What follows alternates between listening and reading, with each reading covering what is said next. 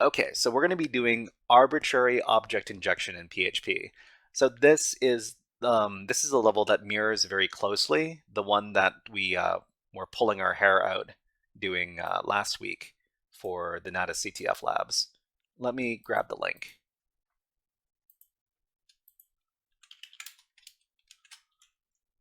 Okay, gotta make sure that the link works. Let me test this out myself.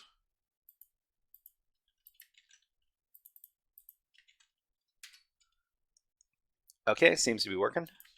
Here's the link. Okay, so this is a more complicated level. What's going on? So the lab is called Arbitrary Object Injection in PHP. So this lab uses a serialization-based session mechanism and is vulnerable to arbitrary object injection as a result. To solve the lab, create and inject a malicious serialized object to delete the morale.txt file from Carlos's home directory. You will need to obtain source code access to solve this lab. So you can log into your own account using the following credentials. So this is the usual Wiener Peter account. Let's go ahead and access the lab. So put this in a new tab.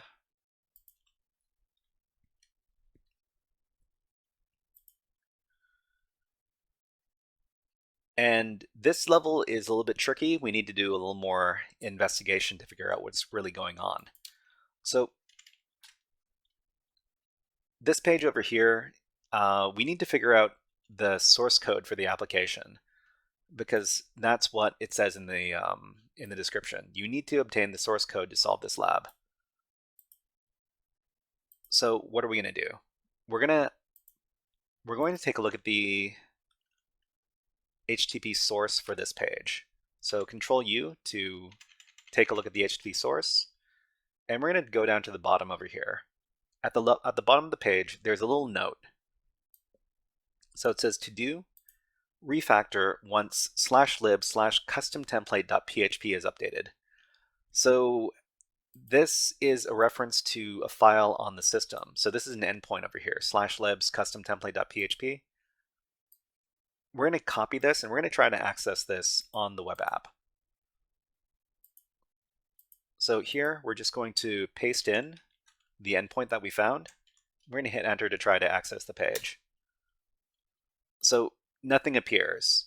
And the reason nothing appears is because this is PHP code. And PHP code is executed when you access it from a web browser. So you're not going to see anything. So if you take a look at the web page source, we don't see anything. Here's where I learned something new. And the something new is actually in the hint that you get for this lab. So the hint in the lab says, you can sometimes read source code by appending a tilde to the file name to retrieve an editor-generated backup file. I did not know about this little trick. It's something I'm going to try from now on when I want to look at PHP files. I'm pretty sure it doesn't work in most cases, but sometimes appending a tilde to the end of a file name is going to let you see the source code. Anyways, let's go back over to our customtemplate.php file. We're just going to put the tilde on the end there. And this is going to give us the PHP code. So we got the PHP code. We have to understand what is going on inside the application in order to successfully do our object injection. So there are two big things we need to pay attention to when we're doing this app, when we're taking a look at the source code rather. So the first thing we need to take note of is that we're creating an object called custom template. And it's got this value over here, private lock file path. So lock file path is one of these parameters. And the reason why we're paying attention to this lock file path parameter is that at the bottom here, there's this destruct function. And destruct function, this is going to delete files. And in the comments it says Carlos thought this would be a good idea. So so this destruct function, this destroys files. It deletes files.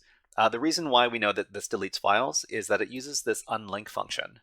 So the unlink function in PHP, I didn't know what it did at first, but when I did a little bit of research, I found out that the unlink function deletes files. So it deletes the lock path file variable over here. So this object's lock path file, and the lock path file is defined up here. So if we define the lock path file, or the lock file path, yeah.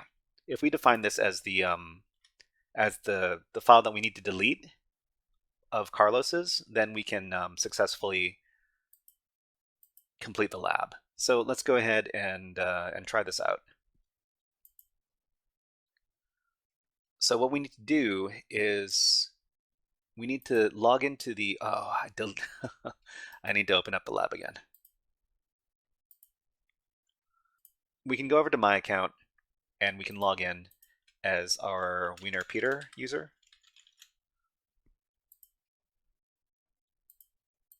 And then we can get access to our cookie.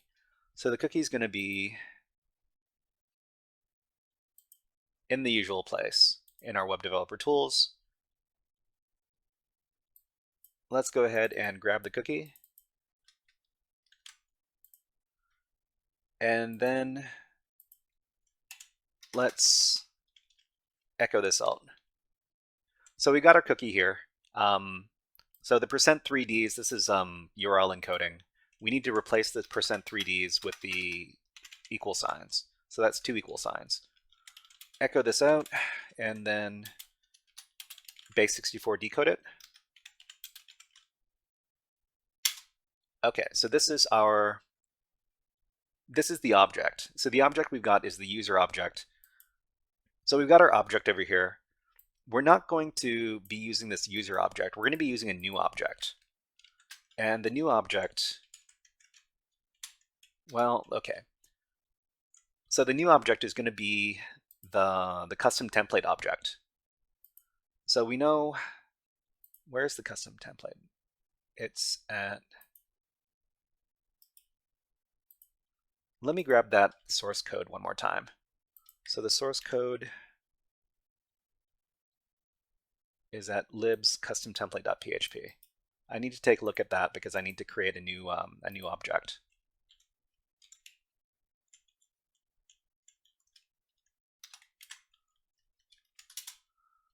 Okay, so this one is called custom template.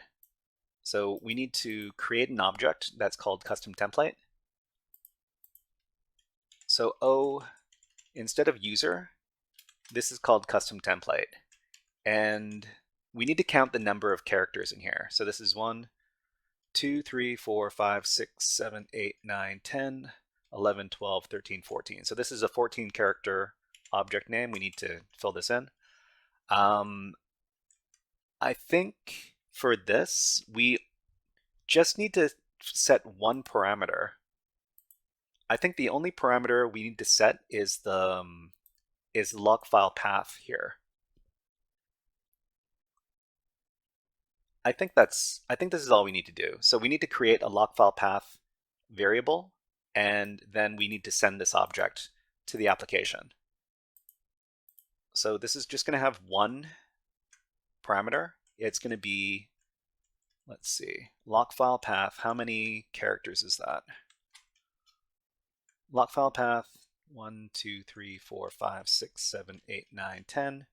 1, 2, 3, 4. That's 14. Okay, so that's going to be 14 characters, and we need to set this to the file path for Carlos's file.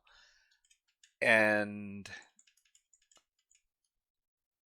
let's see. So we don't need the rest of this, so we can just delete the rest of this, just like that. And the log file path is going to be home/Carlos/morale.txt. Okay, so how long is this? 1, 2, 3, 4, 5, 6, 7, 8, 9, 10. 1, 2, 3, 4, 5, 6, 7, 8, 9, 20. 1, 2, 3. So this is 23 characters. To set this as 23 characters. So we're just setting an object called custom template with one parameter. It's lock file path, and we set the lock file path value to homecarlosmorale.txt. So the reason why we do this is because this particular class, the lock file path is going to be deleted. So lock file path we see at the very bottom of the object class is that it destroys something, and it destroys anything that is in the lock file path. So when we send this, the object is going to be created, and when we create the object, it's going to run the destruct function, and that's going to destroy, or it's going to delete the whatever file we specify there. Okay, let's go ahead and create this object here. So we're just going to wrap everything in quotes, echo it out. Okay, so let's go ahead and create this custom object that we're going to feed to the application. So let's do this. So we're going to be creating a custom object using insecure deserialization. Okay, we've got our cookie here. So this is the cookie value we're going to send to the application with our custom, what was it? Arbitrary object injection. So this is going to delete this file over here, carlos/com carlosmorale.txt. Let's do it. Actually, one thing we need to do before we send this to the application is we need to URL encode these equal signs.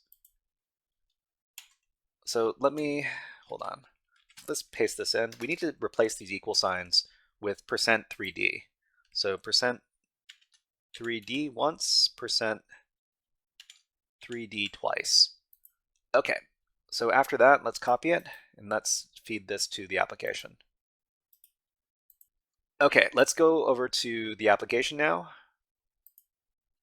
and let's insert the cookie with the web developer tools. So session cookie, we're just going to delete the value, paste in our new value, set the value, and then reload the page. Okay, so it says illegal server error, illegal base64 character 24. Illegal base64 character. Hold on.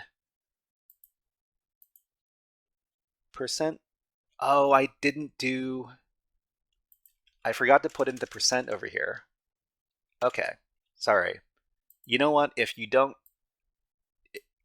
make typos, you can't hack. If you can't hack, you're very sad.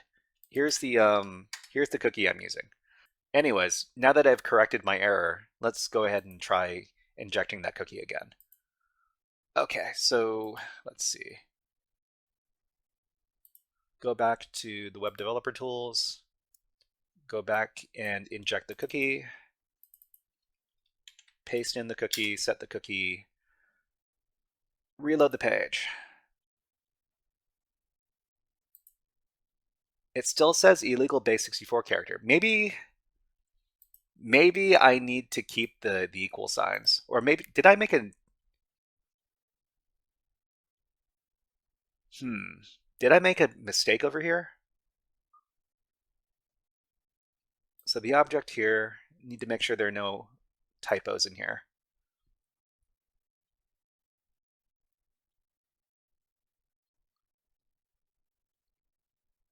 Okay, so this is correct. This is correct. Okay, I'm gonna try keeping the base64 characters as is and not URL encode them, and let's see if this works. Okay, let's go back to injecting this cookie. Remove the percent. Oh, yeah, Defus, you're right. You're right. You're right. I accidentally put in a $sign there. I guess that was my typo. Yeah, Deefus, thank you very much for pointing that out. I looked it over. I didn't. Okay, okay. Let me paste in the cookie into chat again. Man, I'm making mistakes. Let's go ahead and change out that cookie. Okay, reload the page. Congratulations, you've solved the lab. Okay, it was done. It got done. When we gave this particular object to PHP, it gave an internal server error. So PHP fatal error, uncaught exception, etc., on line 7. It's fine. So this is when you're doing this kind of object injection, you're going to get a bunch of errors from PHP. Anyways, let's go ahead and finish up this lab. So we're done. We finished the lab, but we've got our presentation over here. So in this lab, through the deserialized cookie, we can inject a new object to achieve our goals. So we created a new object from the old object in our cookie, and then we got it to deserialize and execute on the PHP app. So in this case, we took advantage of the fact that we knew about the source code, and in the source code, we got this class custom template. We've got this variable lock file path, and the lock file path is going to be unlinked at the end of the object instantiation, which means we're going to delete whatever we put in the lock file path. So that's how we finish this lab. Awesome.